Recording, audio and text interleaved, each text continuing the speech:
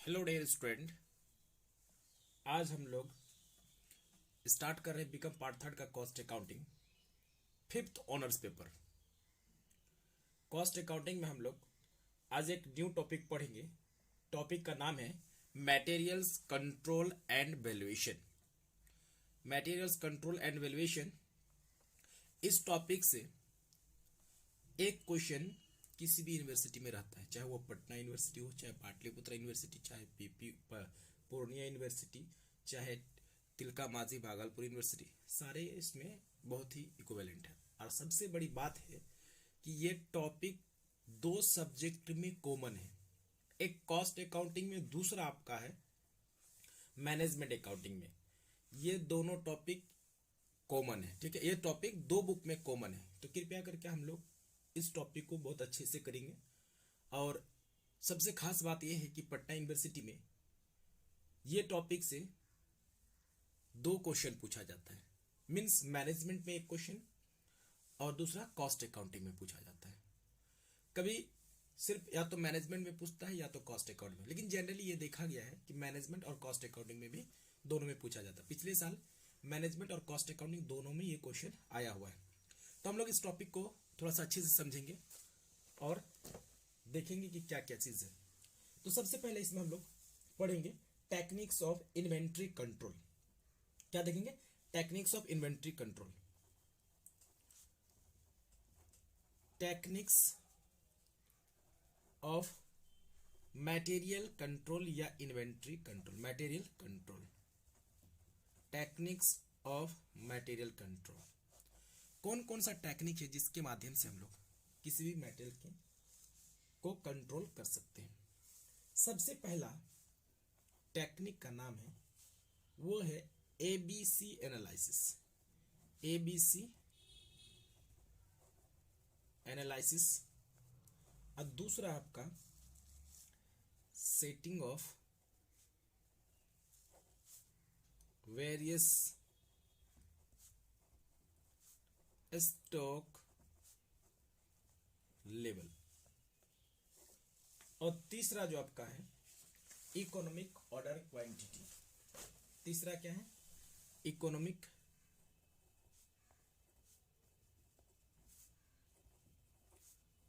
Order quantity.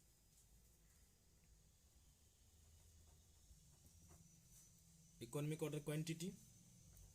और चौथा है परपेचुअल इन्वेंट्री टेक्निक। परपेचुअल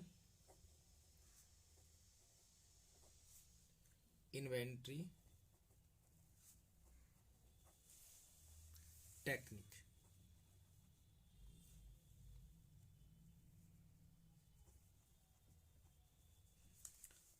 और पांचवा है आपका वेद एनालिसिस। एनालिसिस। और छठा है आपका issues of materials. Issues of materials. इसमें से आपका ये वाला प्रैक्टिकल है और ये प्रैक्टिकल है और ये प्रैक्टिकल है। बाकी ये भी थ्योरेटिकल, ये भी थ्योरेटिकल और एबीसी एनालिसिस भी थ्योरेटिकल है। लेकिन इन तीनों में से कोई एक क्वेश्चन या तो कॉस्ट में रहेगा या तो मैनेजमेंट में रहेगा या फिर दोनों सब्जेक्ट में रह सकता है। तो हम लोग सबसे पहले आज देखेंगे एबीसी एनालिसिस होता क्या है। सबसे पहले हम लोग देखेंगे एबीसी एनालिसिस। एबीसी एनालिसिस हम लोग देखेंगे एबीसी एनालिसिस के बारे में। एबीसी एनालिसिस को हम लोग ऑलवेज बेटर कंट्रोल के नाम से जानते हैं। किसके नाम से जानते हैं? Always better control. इसको हम लोग ऑलवेज बेटर प्लान के भी नाम से जाना जाता है। आखिर ऑलवेज बेटर कंट्रोल या ऑलवेज बेटर प्लान के रूप में क्यों जाना जाता है, हम आपको इसमें डिस्कस करते हैं। क्योंकि आपको मालूम है एक बिजनेस ऑर्गेनाइजेशन में बहुत सारे आइटम्स होते हैं, लेकिन उन सारे आइटम्स का क्या होता है? नेचर डिफरेंट डिफरेंट तरह का होता है। सारे आइटम्स का नेचर डिफरेंट टाइप्स का होता है। कुछ आइटम्स ऐसे होते हैं जो बहुत अधिक मात्रा में, क्वांटिटी में बहुत ज़्यादा होती है। कुछ आइटम्स ऐसे होते हैं जो क्वांटिटी में बहुत कम होती है। कुछ आइटम्स ऐसे भी होते हैं जो मीडियम क्वालिटी के होते हैं। कुछ आइटम्स ऐसे भी होते हैं जो नॉन ड्यूरेबल का होता है। कुछ आइटम्स ड्यूरेबल होता है।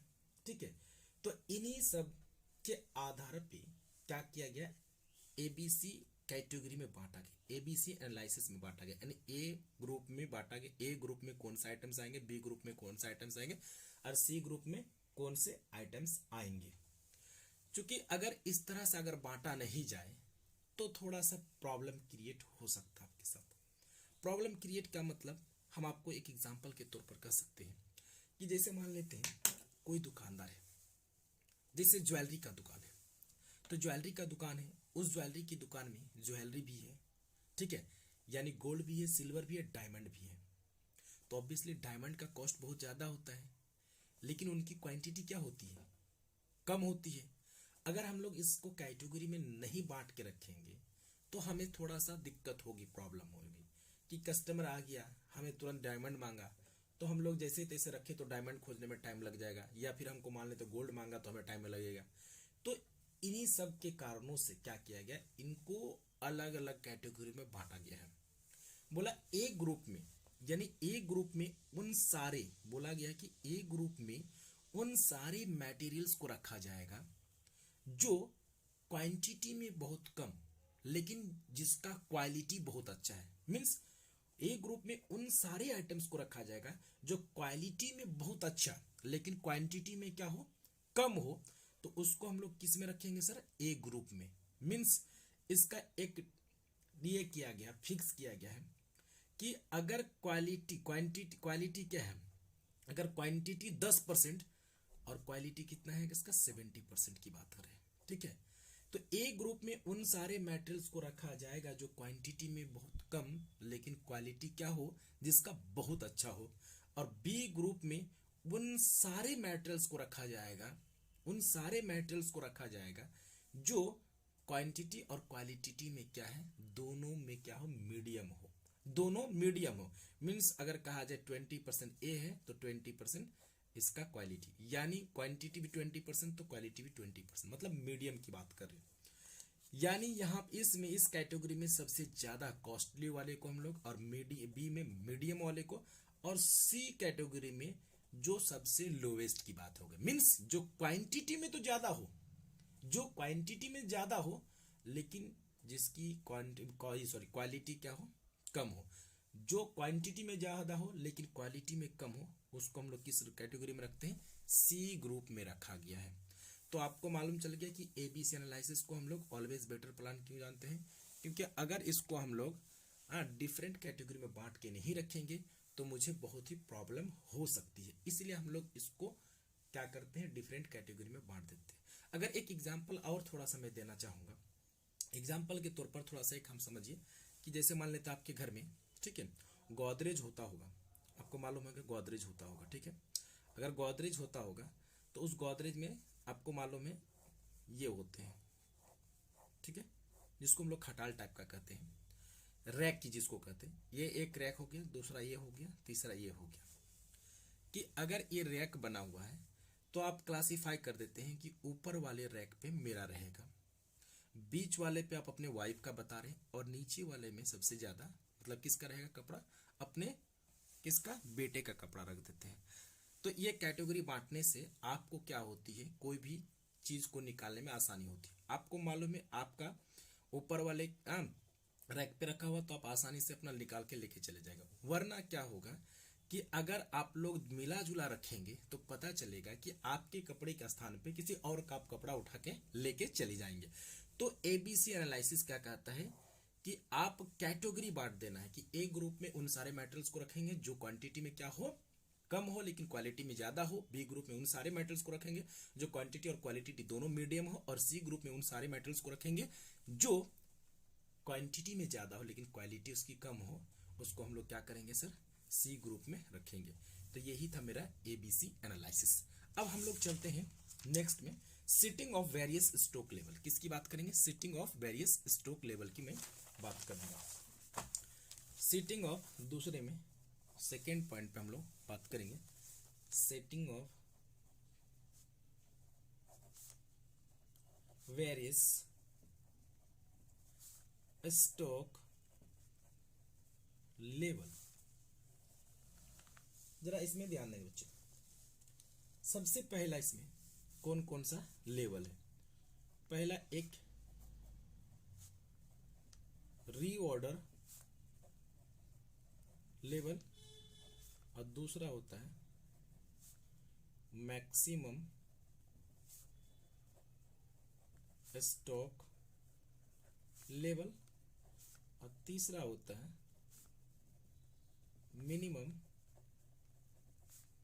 स्टॉक लेवल और फोर्थ में होता है एवरेज स्टॉक लेवल और फिफ्थ में होता है डेंजर स्टॉक लेवल। ये 5 लेवल्स है। क्या है? पहला रीऑर्डर लेवल, दूसरा मैक्सिमम स्टॉक लेवल, तीसरा मिनिमम स्टॉक लेवल और चौथा एवरेज स्टॉक लेवल और पांचवा में क्या है? Danger stock level. हम लोग बारी बारी से समझेंगे। सबसे पहले हम लोग समझते हैं कि मैक्सिमम स्टॉक लेवल। इस लेवल को समझने से अच्छा एक अगर हम आपको एग्जाम्पल बना के दिखा दें, जैसे वाटर टैंक है तो वाटर टैंक में आपको मालूम होगा हम लोग एक टैंक बनाते हैं, वाटर टैंक बना लेते हैं, सबसे अच्छा रहेगा।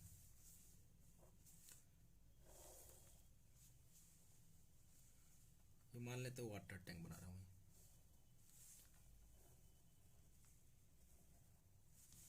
ये पानी का टंकी हो गया।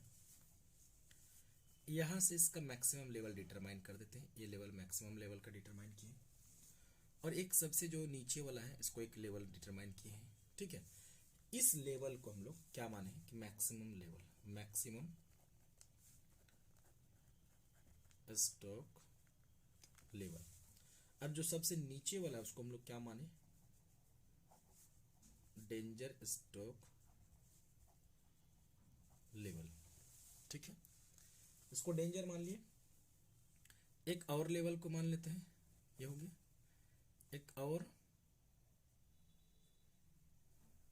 मिनिमम कर दिए और यहां पे रीऑर्डर का कर दिए, इसको डिटरमाइन कर दिए मिनिमम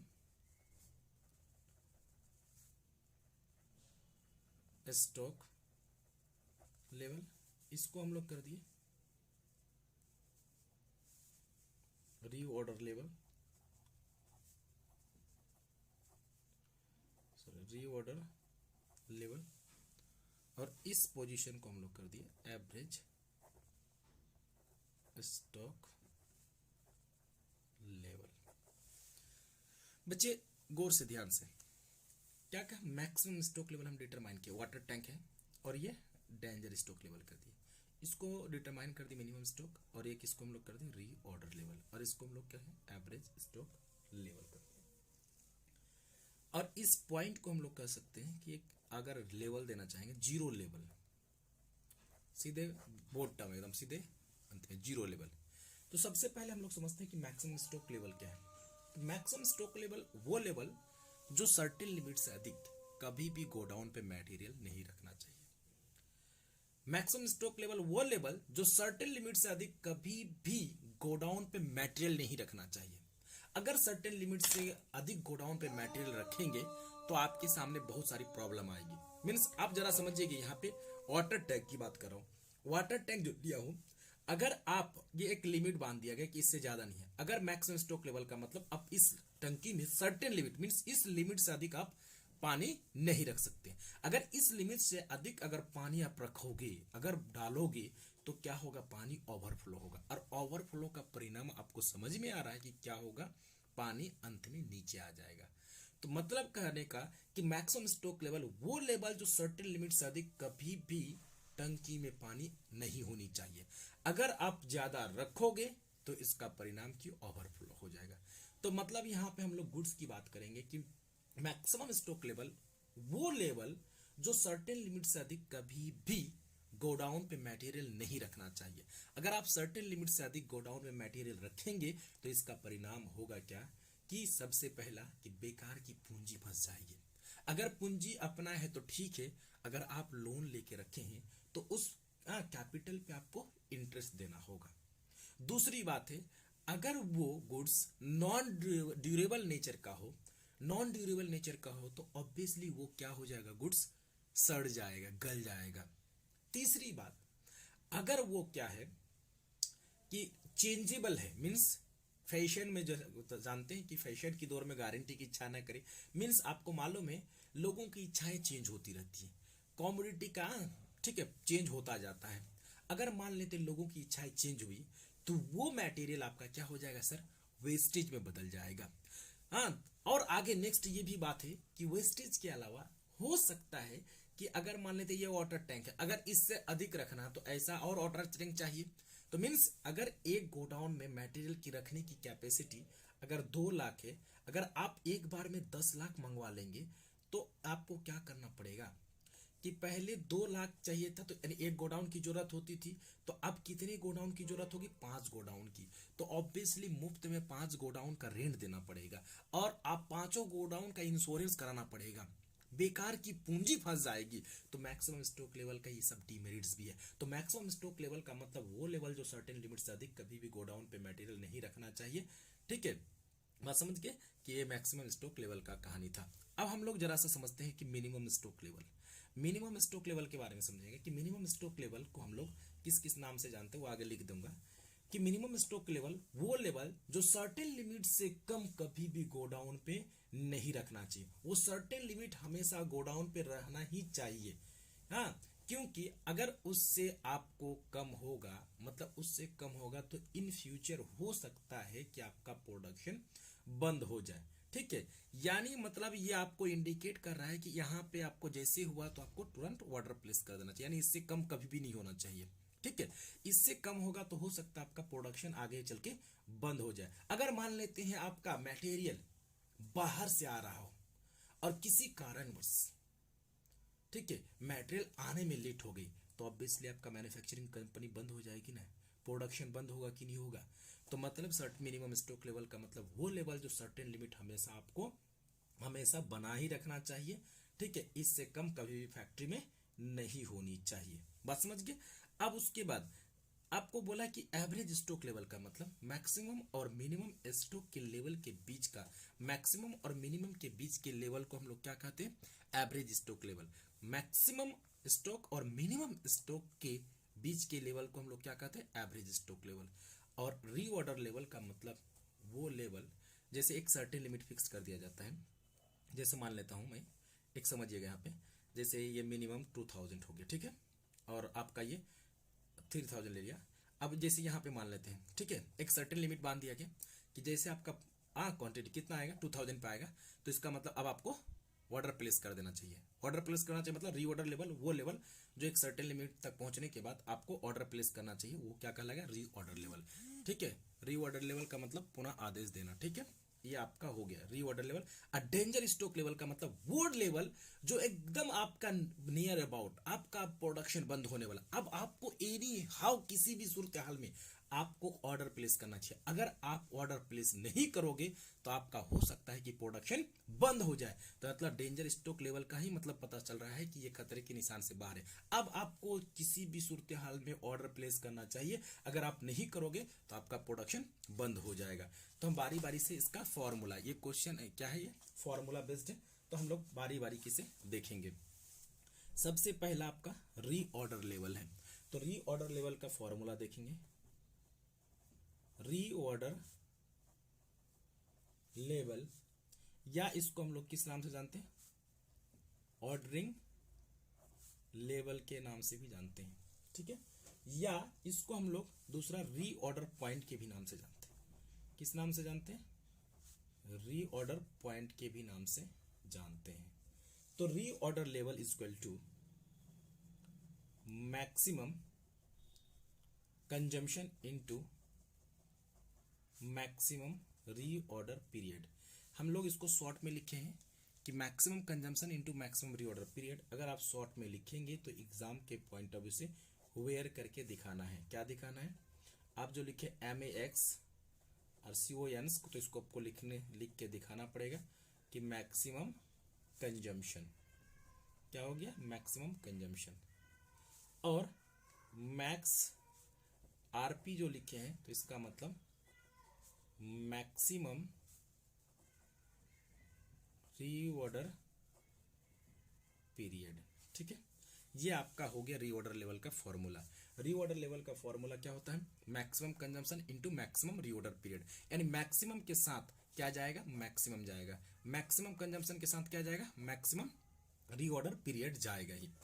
अब उसके बाद इसका एक सेकेंड फॉर्मूला होता है। क्या कि आप ऐसा भी फॉर्मूला लिख सकते हैं कि सेफ्टी स्टॉक, क्या कह सकते हैं कि safety stock plus normal consumption into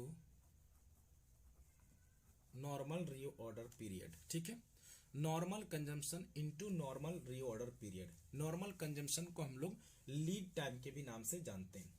तो safety stock plus normal consumption into normal reorder period. अगर क्वेश्चन पे सेफ्टी स्टॉक नहीं दिया हुआ है तो हम लोग सेफ्टी स्टॉक निकाल सकते हैं। तो ऐसे लिख सकते हैं कि safety stock equal to maximum consumption minus normal consumption into lead time हो जाएगा। ठीक है, इनटू लीड टाइम हो जाएगा। अब नेक्स्ट हो जाएगा, नेक्स्ट हम लोग देखेंगे minimum stock level. Minimum stock level, तो मिनिमम स्टॉक लेवल का दूसरा नाम हम लोग सेफ्टी स्टॉक के भी नाम से जानते हैं, या इसको हम लोग रिजर्व स्टॉक या बफर स्टॉक के भी नाम से जाना जाता है। किस नाम से जाना जाता है? मिनिमम स्टॉक को हम लोग किसके नाम से? सेफ्टी स्टॉक या रिजर्व स्टॉक या बफर स्टॉक के भी नाम से जानते हैं। तो सर मिनिमम स्टॉक लेवल का फॉर्मूला क्या होता है? Minimum stock level is equal to, formula होता है कि minimum stock level is equal to ROL, reorder level को हमने शॉर्ट में लिखा, ROL minus normal consumption into normal reorder period. ROL minus normal consumption into normal reorder period. आप where करके लिखेंगे ROL का मतलब रीऑर्डर लेवल, NC का मतलब नॉर्मल कंजम्पशन, और NRP का मतलब नॉर्मल रीऑर्डर पीरियड। ये हो गया आपका फॉर्मूला इसका। अगर क्वेश्चन पे नॉर्मल कंजम्पशन गिवन नहीं हो, क्वेश्चन पे अगर नॉर्मल कंजम्पशन नहीं हो या नॉर्मल रीऑर्डर पीरियड नहीं दिया हो तो हम लोग इसके केस में नॉर्मल कंजम्पशन निकाल सकते हैं। कि नोट में लिख सकते हैं if normal consumption is not given. हम लोग नोट में क्या लिख सकते हैं कि if normal consumption is not given, if normal consumption is not given, then we will find out normal consumption as follows। हम लोग नॉर्मल कंजम्पशन फाइंड आउट कर सकते हैं। तो नॉर्मल कंजम्पशन यानी NC इज इक्वल टू क्या होगा? कि मैक्सिमम कंजम्पशन प्लस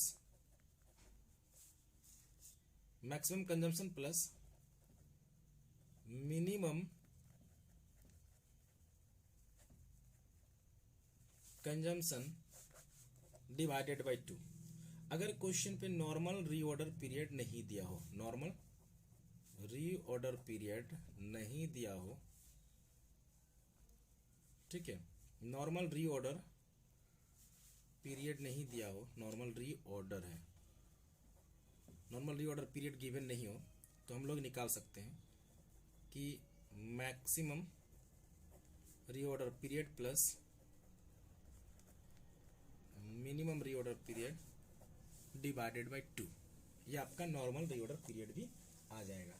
अगर मिनिमम नहीं दिया तो मिनिमम भी नॉर्मल कंजम्पशन नहीं दिया हो तो हम लोग ऐसे निकाल सकते हैं। तो नॉर्मल कंजम्पशन को हम लोग एवरेज कंजम्पशन के भी नाम से जानते हैं। किस नाम से जानते हैं? एवरेज। चूंकि maximum plus minimum divided by 2 तो आपका नॉर्मल हो गया। और नॉर्मल रीऑर्डर पीरियड को हम लोग एवरेज रीऑर्डर पीरियड के भी नाम से जानते हैं। किस नाम से जानते हैं? एवरेज रीऑर्डर पीरियड से भी के नाम से जानते हैं। चलिए, हम लोग का यहाँ तक कंप्लीट। अब हम लोग मैक्सिमम स्टॉक लेवल की बात करते हैं। यानी रीऑर्डर पीरियड का मतलब अगर आप लिखना चाहेंगे तो हम नोट में लिखवा देते हैं कि रीऑर्डर पीरियड होता क्या है। कि reorder period is equal to reorder period the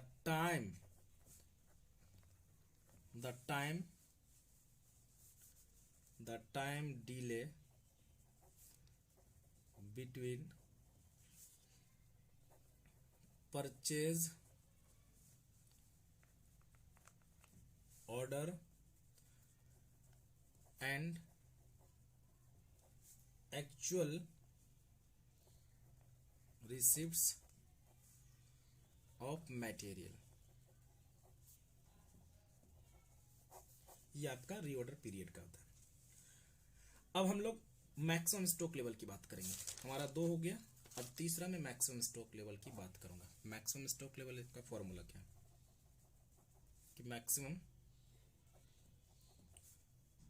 stock level is equal to maximum stock level is equal to ROL plus ROQ minus minimum consumption into minimum reorder period. ठीक है, maximum stock level is equal to ROL plus ROQ minus minimum consumption MIN minimum consumption into minimum reorder period. या इसका दूसरा formula लगा सकते हैं कि safety stock plus reorder quantity, ये आपका दूसरा फॉर्मूला इसका हो जाएगा। ठीक है, तो maximum stock level equal to ROL plus ROQ minus minimum consumption into minimum reorder period. और एक होता है एवरेज स्टॉक लेवल। क्या होता है? Average stock level. Average stock level का हम लोग देखते हैं कि चौथा में होगा average stock level. Average stock level को भी हम लोग 2 अप्रोच से निकालते हैं। 2 अप्रोच का मतलब average stock level is equal to कि maximum stock level plus minimum stock level divided by 2, ये एक फॉर्मूला। और दूसरा फॉर्मूला होता है इसका, दूसरा जो फॉर्मूला हो जाएगा कि minimum stock plus half of reorder quantity. ठीक है, मिनिमम स्टॉक, दूसरा जो फॉर्मूला हो जाएगा इसका minimum stock plus half of ROQ reorder quantity. ये 2 फॉर्मूला होता है। एक होता है danger stock level. Danger stock level 5th में होता है। डेंजर स्टॉक लेवल का जो फॉर्मूला होता है, danger stock level is equal to क्या होता है?